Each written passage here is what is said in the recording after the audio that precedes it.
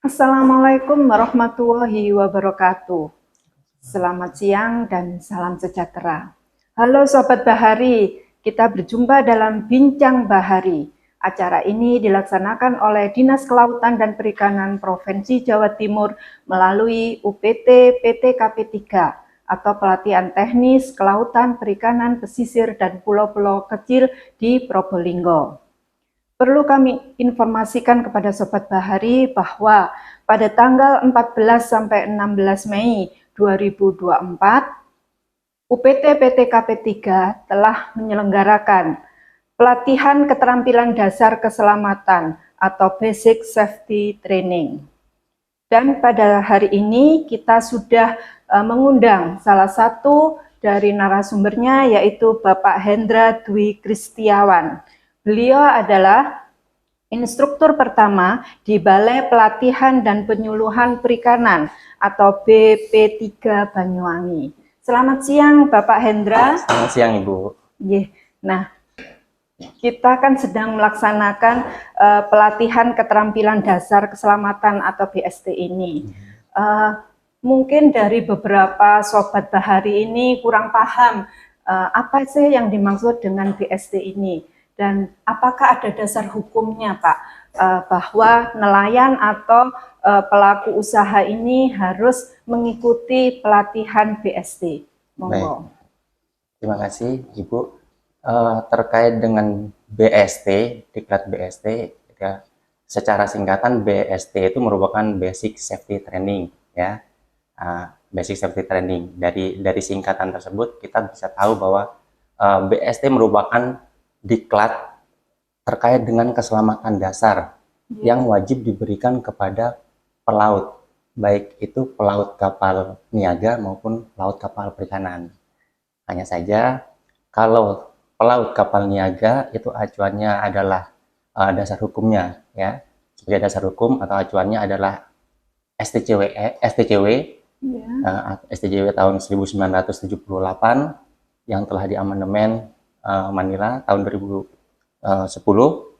Kemudian kalau yang pelaut kapal ikan, kapal perikanan, itu acuannya adalah STCWF 1995, di mana Indonesia sendiri kebetulan sudah meratifikasi standar STCWF tersebut pada tahun 2019 yang ditindaklanjuti dengan diterbitkannya Perpres nomor 18 tahun 2019 seperti itu. Berarti ada dua dasar ya. Nah, ini apakah ada perbedaan untuk BST kapal niaga dan BST kapal perikanan, Pak? Di mana dasar perbedaannya itu? Baik. Secara prinsip untuk kurikulum itu sama, Bu. Antara pelaut kapal niaga dengan pelaut kapal perikanan. Hanya saja terkait dengan kapal niaga atau standar STC, kan acuannya STCW ya, STCW, sedangkan yang kapal perikanan itu STCWF, ada kata-kata F di situ, fisheries. Fisheries. Jadi mungkin diklatnya lebih ditujukan, ranah-ranahnya itu lebih condong ke pelaut kapal perikanan. Oh gitu. Seperti itu. Nah, sebenarnya tujuan atau manfaat dari pelatihan BST ini apa sih, Pak? Baik, BST ini merupakan sertifikat keterampilan dasar yang wajib dimiliki oleh setiap orang yang akan bekerja di kapal, baik itu kapal ikan ataupun kapal niaga. Nah, untuk kapal ikan sendiri, kapal perikanan sendiri, itu yang diwajibkan adalah awak kapal yang bekerja pada kapal di atas 30 gross ton ke atas, Bu. Yang besar ya. Itu sesuai dengan amanat Menteri Kelautan dan Perikanan yang dituangkan dalam Permen KP nomor 33 tahun 2021. Ya. Itu. Nah, kalau untuk yang nelayan kecil dengan kapal di bawah 30 GT, nah ini apakah juga harus mendapatkan pelatihan BST ini, Pak? Baik. Untuk nelayan kecil yang ukuran kapalnya di bawah dari 30 gross ton tidak wajib, Bu. Oh, tidak wajib. Tidak wajib. Hanya saja diwajibkan untuk memiliki sertifikat kecakapan nelayan.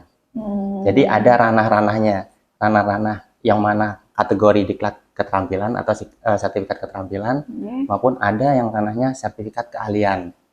Nah, ada BST ini salah satunya di dalam sertifikat keterampilan. Oh, gitu. Oke.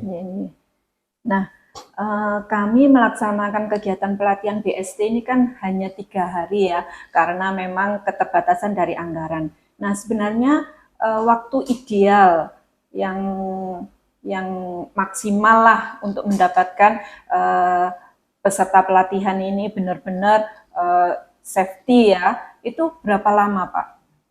Baik. Pelatihan BST itu sendiri mungkin perlu saya informasikan, Ibu. Pelatihan BST, khususnya yang BSTF ya, Fisheries, itu ada 2 tingkatan, di mana ada namanya BST Fisheries kelas 1, tingkat 1, kemudian ada BST Fisheries kelas 2. Ya. BST Fisheries kelas 1 itu ditujukan untuk awak kapal perikanan yang bekerja pada kapal 100 gross ton ke atas peruntukannya. Nah, sedangkan BST F2 ini diperuntukkan bagi awak kapal perikanan yang bekerja pada kapal dari 30 gross ton sampai dengan 100 gross ton. Nah, terkait dengan standar kurikulum jumlah jam pelatihannya, memang sudah sesuai standar, Bu. Kalau yang untuk BSTF 2 itu adalah 24 JP atau setara dengan 3 hari kegiatan. Oke. Nah, sedangkan yang untuk BSTF 1 itu adalah 48 JP atau standar dengan 6 hari kegiatan. Nah, terkait dengan jumlah jam pelatihan ataupun struktur kurikulumnya itu sudah ada ketentuannya, baik itu dari Permen KP 33 maupun ada keputusan kepala badan tersendiri yang mengatur terkait dengan standar kurikulum dan silabus diklatnya. Okay. Nah, untuk menjadi peserta pelatihan BST, apa ada persyaratan khusus, Pak? Ada. Ada, baik itu yang BST yang level 1 ataupun level 2, ada persyaratan-persyaratan yang harus dipenuhi oleh awak kapal. Yang pertama, ya terkait dengan usia, batas usia minimal, ya dimana kalau pesertanya ini dari umum, itu batas usia minimal pada saat dia mengikuti diklat adalah 18 tahun. Nah, pengecualian bagi peserta yang berasal dari siswa sekolah, seperti SMK, atau taruna-taruna SMK itu dikasih batas minimalnya adalah 16 tahun seperti itu. Kemudian ada persyaratan selanjutnya memiliki KTP warga atau sebagai warga negara Indonesia. Kemudian harus memiliki surat keterangan kesehatan ya. Jadi sebelum mengikuti diklat wajib diperiksa kesehatannya. Nah, pemeriksaan kesehatan itu meliputi tentang penglihatan ya, tidak buta warna seperti itu. Kemudian pendengaran juga. Karena sebagai pelaut tentunya dituntut untuk memiliki penglihatan dan pendengaran yang lebih ekstra, Bu. Terkait dengan aturan-aturan P2TL ya. Aturan-aturan P2TL yang memungkinkan di kapal itu harus bisa membedakan antara warna. Sebagai contoh mungkin warna lambung kapal, yang mana warna hijau lambung kapal itu berarti ada di lambung sebelah mana, kemudian yang merah itu ada di sebelah lambung mana. Mereka harus paham itu. Nah, terus kemudian pendengaran ini mereka harus peka karena mereka harus bisa membedakan isyarat-isyarat ya atau bunyi-bunyi yang berkaitan dengan keadaan darurat di kapal. Nah, contoh seperti adanya sirine kebakaran itu ketentuannya seperti apa ya, seperti bunyi suling atau sirine secara terus-menerus selama 10 detik ya. Oh, mereka sudah paham, oh bunyi ini adalah bunyi terkait dengan keadaan darurat kebakaran seperti itu. Kemudian bunyi tentang perintah nahkoda untuk meninggalkan kapal atau abandon ship itu bunyinya seperti apa. Jadi mereka bisa membedakan bunyi-bunyi itu. Makanya pendengarannya harus peka.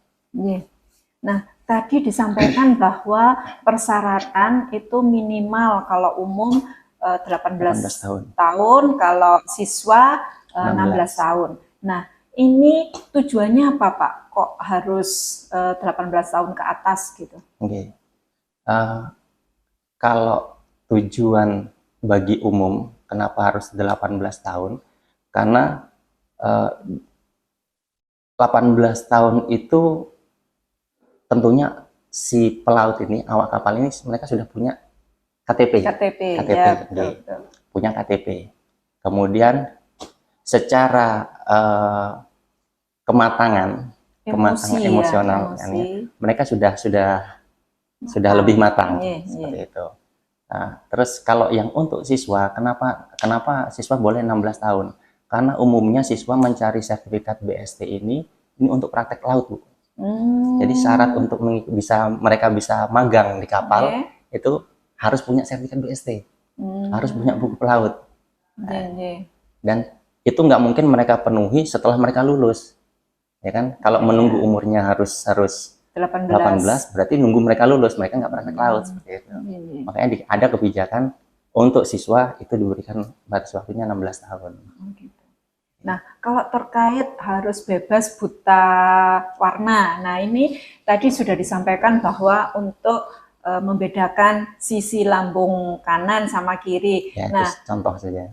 Contoh. Nah, mungkin lebih spesifik lagi, sebenarnya kenapa harus bebas buta warna itu gimana, Pak? Terkait dengan persyaratan-persyaratan awak kapal yang akan mengambil sertifikasi, Bu, ya. Baik itu sertifikasi keterampilan ataupun sertifikasi keahlian awak kapal perikanan, itu sudah diatur di dalam ketentuannya, baik itu STCWF maupun peraturan perundang-undangan yang berlaku. Jadi kita sebagai lembaga diklat penyelenggara diklat keterampilan maupun keahlian awak kapal perikanan yang telah mendapatkan pengesahan sebagai penyelenggara, ya kita hanya mengikuti standar itu. Gitu. Nah, materi-materi apa saja yang krusial ya, yang harus pokok disampaikan pada saat pelatihan BST ini apa saja, Pak? Untuk materi yang disampaikan di dalam Diklat Basic Safety Training kelas 2 itu mencangkup 6 materi. 6 materi, di mana ada materi terkait tentang pencegahan dan pemadaman kebakaran atau fire prevention and fire fighting.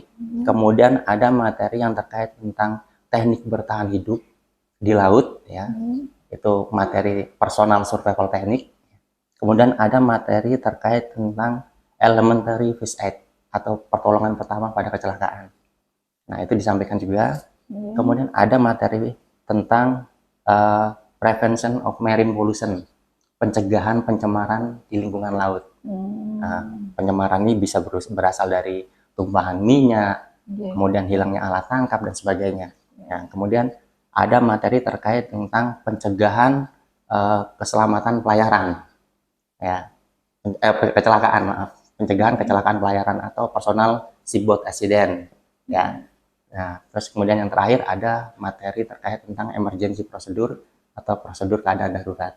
Nah, jadi materi-materi yang dibahas sebenarnya memang sudah standarnya seperti itu, dan materi ini memiliki acuan IMO course-nya masing-masing, Bu. Seperti itu. Lengkap sekali ya BST ini. Nah, selain teori, peserta dari pelatihan ini apa juga diberikan praktek untuk lebih mendalami teori tersebut? Tentu, Bu. Selain materi yang kita sampaikan di kelas, ada kegiatan praktek yang dilakukan oleh setiap peserta, ya. Karena dalam standar kurikulumnya juga ada jumlah jam teori dan jumlah jam praktek. Nah, praktek-praktek dari ke-6 materi tersebut itu mencakup materi tentang pertolongan pertama pada kecelakaan, ya, di mana diajarkan terkait dengan resusitasi jantung paru, kemudian cara membidai, terus kemudian cara memberikan nafas buatan, ya. Itu disampaikan bagaimana cara menolong korban yang terkena gigitan ikan hiu.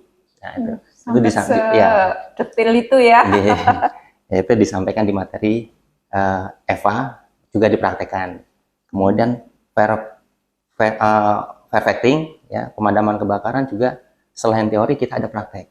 Baik itu praktek mulai dari pemadaman kebakaran api kecil, ya, pemadaman kebakaran api besar, ya, menggunakan media air bertekanan atau hidran itu.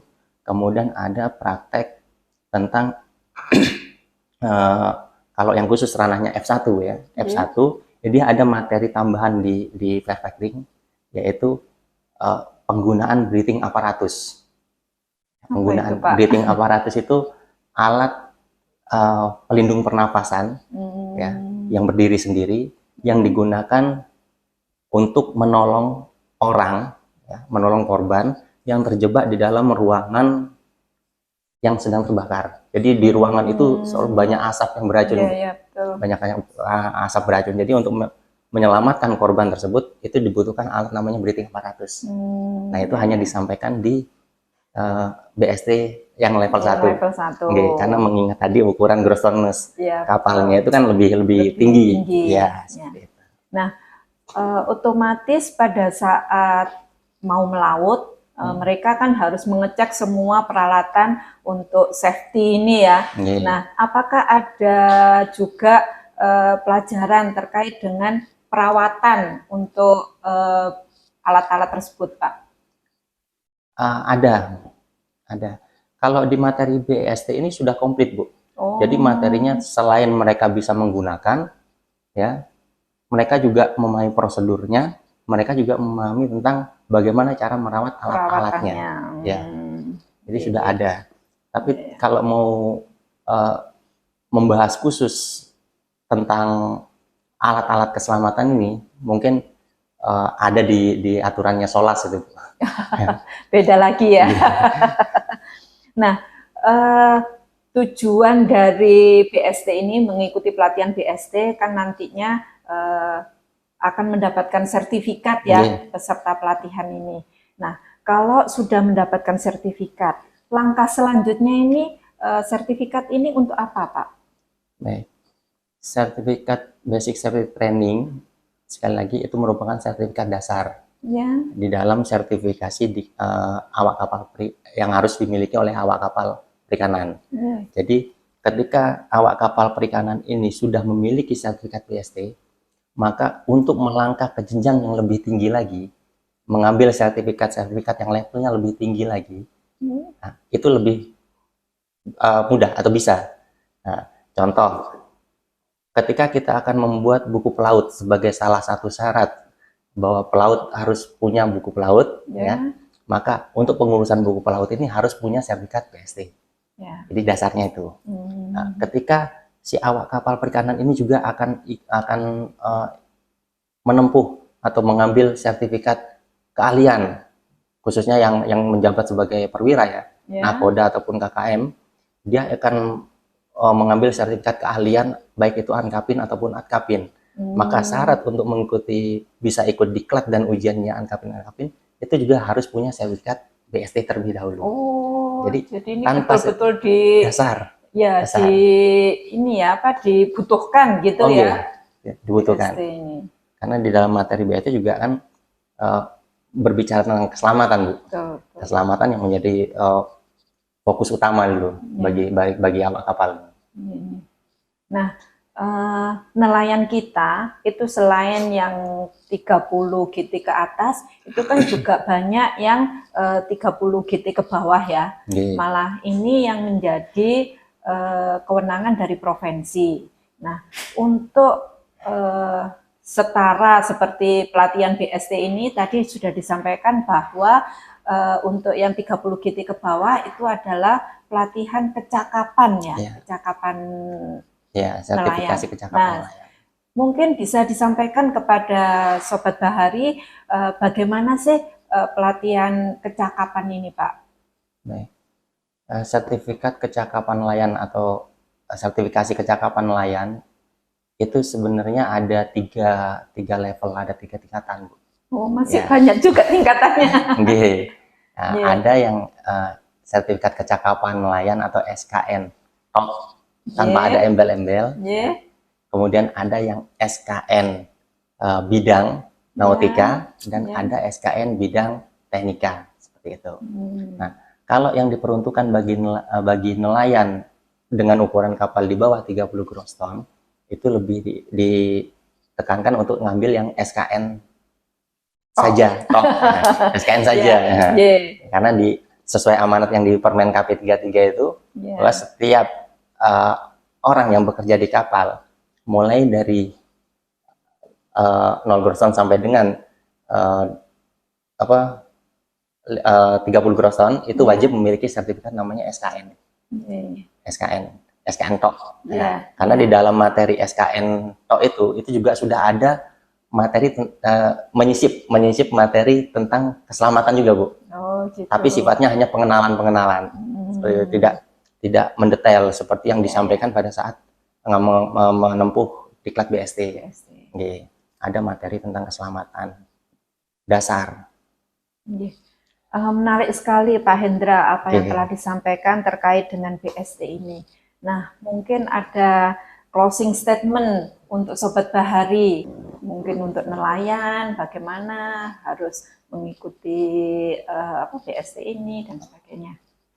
Baik, bagi awak kapal perikanan khususnya, sebagaimana surat edaran Menteri Kelautan dan Perikanan nomor 2254 tahun 2023 yang menyebutkan bahwa awak kapal perikanan itu diberi batas waktu sampai dengan 31 Desember 2024 ya. Kalau yang sebelumnya sampai dengan April atau Juni itu saya lupa.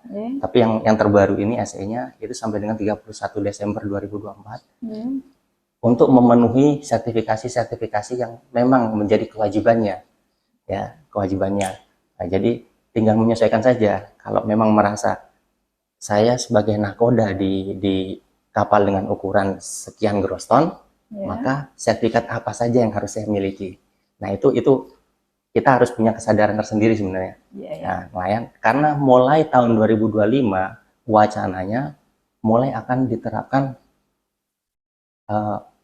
bagi yang tidak memenuhi syarat-syarat ini akan terkena sanksi, Bu. Seperti itu.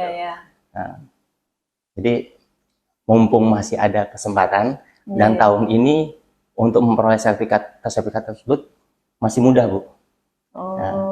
Masih mudah. Jadi harapannya mumpung masih dikasih kesempatan nih, ayo segera diambil sertifikatnya. Nah, demikian bincang Bahari kali ini. Nah, kami menghimbau kepada Dinas Perikanan Kabupaten Kota yang mempunyai nelayan atau ABK yang banyak, nah mungkin bisa dianggarkan kegiatan untuk pelatihan keterampilan dasar keselamatan ini atau basic safety training. Saya Tri Handayani undur diri. Semoga bermanfaat pelatihan bincang-bincang kita kali ini terkait dengan pelatihan BST. Terima kasih. Wassalamualaikum warahmatullahi wabarakatuh.